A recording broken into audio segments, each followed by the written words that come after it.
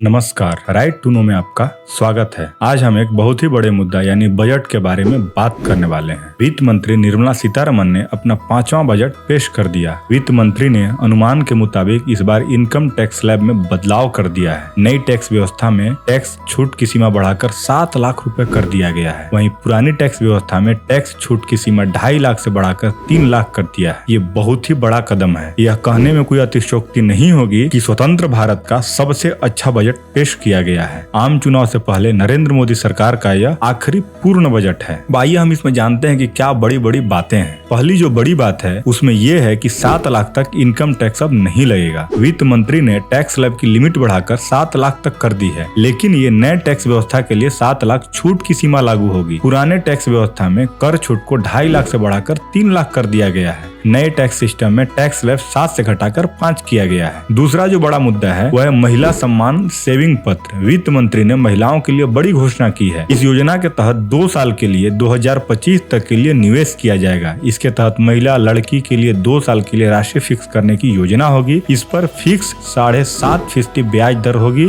और इसमें पार्शियल राशि निकालने की भी सुविधा होगी। तो यह महिलाओं के लिए एक बड़ी राहत की बात है। तीसरा जो है वह है पीएम कौशल विकास योजना 4.0 लॉन्च हो चुका है। वित्त मंत्री ने कहा कि पीएम कौशल विकास योजना 4.0 को लॉन्च किया जाएगा। इसके तहत 47 लाख युवाओं को 3 साल तक भत्ता दिया जाएगा। युवाओं को ग्लोबल स्तर की ट्रेनिंग दिलवाई जाएगी। आप जानते होंगे कि भारत में बेतहाशा बेरोजगारी बढ़ रही है, तो ये देश के युवाओं के लिए एक बड़ा कदम साबित हो सकता है। अगला जो पॉइंट है वह है पुराने वाहनों को स्क्रैप करने के लिए राशि मिलेगी। वित्त मंत्री ने कहा कि पुराने वाहनों को स्क्रैप करने के लिए उनकी सरकार बड़ी राशि खर्च करेगी। पुराने वाहनों को हटाना हमारी अर्थव्यवस्था के लिए बेहद अहम है। हम पुराने गाड़ियों की स्क्रैप करने के लिए राशि का आवंटन करेंगे। इसके तहत पुराने एम्बुलेंस को भी स्क्रैप किया जाएगा। ये एक बड़ा निर्णय है। आप देखते होंगे कि भारत में कितना ही पुराना वाहन ऐसे ही सड़ जाता है, उसका कोई मूल्य नहीं रह जाता है। अब हम ये समझने की कोशिश करते हैं कि बजट का जो है कुछ बड़े बड़े ऐलान हुए हैं, उसको समझते हैं। वित्त मंत्री ने कुछ बड़ा ऐलान किया। केवाईसी की प्रक्रिया आसान कर दी।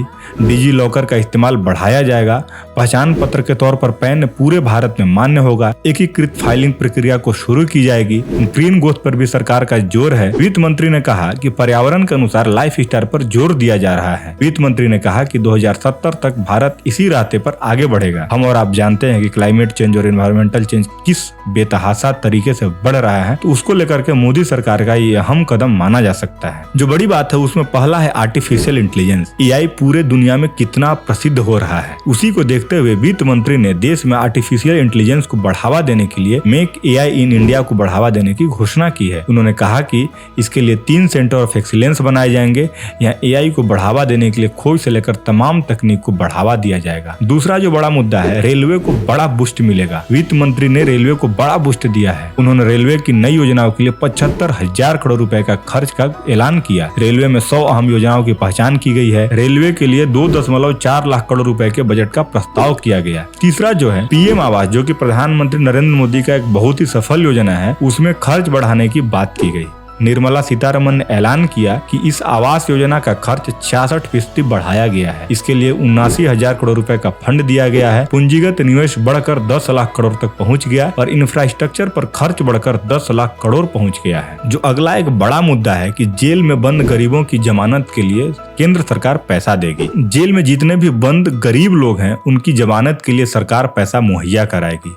वित्त मंत्री ने आगे कहा कि अगले 1 साल तक 80 करोड़ गरीबों को मिलता रहेगा मुफ्त अनाज। इस पर 2 लाख करोड़ का खर्च आएगा, जो कि सेंट्रल गवर्नमेंट ने अपने हिस्से से खर्च करने का ऐलान किया है। अभी कुछ ही दिन पहले ये सेंट्रल गवर्नमेंट से ऐलान भी हुआ था कि अगले 1 साल तक कोविड के बाद से ही लगातार फ्री में अनाज दिया जा रहा है, जो कि भारत के गरीबों के लिए बहुत बड़ा एक कदम है। अब आगे बढ़ते हैं। उसमें एक बड़ा ऐलान है कि 2027 तक भारत को एनीमिया मुक्त करने का लक्ष्य रखा गया है। वित्त मंत्री ने अपने भाषण में कहा कि 2047 तक बच्चों में खून की कमी को दूर करेंगे। साथ ही उन्होंने एक बड़ी घोषणा की जिसका नाम दिया है सप्तऋषि योजना। निर्मला सीतारमन ने सप्तऋषि योजना का जिक्र करते हुए मोदी सरकार की अहम योजना का भी जिक्र किया। इसके तहत इंक्लूसिव डेवलपमेंट, किसानों, महिला, युवा, ओबीसी, एससी, एसटी और दिव्यांगजन और आर्थिक रूप से पिछड़े लोगों को बढ़ावा दिया जाएगा। वंचितों को वरीयता दी जाएगी। डिजिटल इंफ्रा फॉर एग्रीकल्चर, इसके जरिए किसानों को समस्या के समाधान के लिए कोशिश की जाएगी। डिजिटल इंफ्रास्ट्रक्चर तैयार किए जाएंगे ताकि ग्रामीण क्षेत्रों में भी किसानों को लाभ हो सके। मोटे अनाज उगाने के मोर्चे पर भारत लगातार बेहतर प्रदर्शन कर रहा है, ऐसा उन्होंने कहा। उन्होंने कहा कि भारत को फूड प्रोडक्शन का हब बनाएंगे। उन्होंने एक बड़ी बात कही कि रोजगार के लिए बड़े पैमाने पर मोदी सरकार काम कर रही है। रोजगार के सृजन के लिए छोटे उद्योगों को मजबूत करने के लिए सरकार काफी कदम उठाई है, चाहे वो दीनदयाल अंत्योदय योजना हो, नेशनल रूरल लाइवलीहुड मिशन हो। उन्होंने कहा कि ये सब योजनाओं को जबरदस्त सफलता मिली है।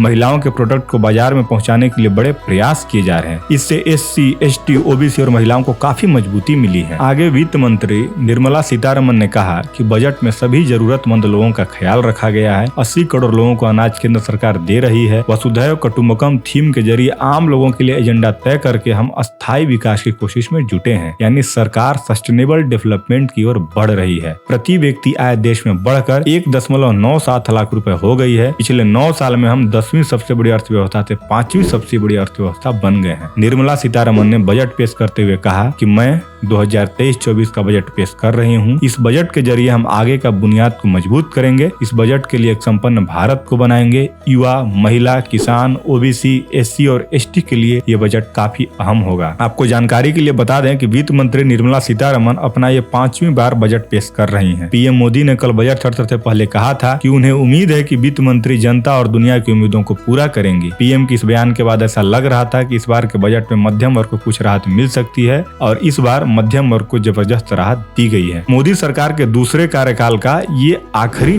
बजट है। आमतौर पर जब भी बजट लागू होता है तो आम जनमानस में सिर्फ यही ख्याल उठता है कि इनकम टैक्स का स्लैब कितना घटा और कौन सी चीज महंगी हुई और कौन सी चीज सस्ती हुई। उसके बारे में हम थोड़ा सा बात करते हैं। इनकम टैक्स पर तो हमने बात कर लिया, अब कौन सी चीजें महंगी हुई और कौन सी चीजें सस्ती हुई उसका हम लोग देखते हैं। जो चीजें महंगी हुई वो है सिगरेट, सोना, चांदी, प्लेटिनम, विदेश से आने वाली चांदी की चीजें, किचन चिमनी। और जो चीजें सस्ती हुई उसकी लिस्ट इस प्रकार से है। कुछ मोबाइल फोन, इलेक्ट्रिक गाड़ियां, कैमरे के लेंस, खिलौने, cycle, automobile, LED TV, biogas से जुड़ी चीजें। तो ये बड़ी राहत है मध्यम वर्गियों के लिए। आपका इस पे क्या व्यू है, क्या ओपिनियन है, वो हमारे कमेंट सेक्शन में कमेंट में दे सकते हैं। और अगर वीडियो अच्छी लगी हो तो इसे लाइक करो और दोस्तों के साथ शेयर करो। और चैनल पे नया है तो चैनल को सब्सक्राइब करें। Thank you.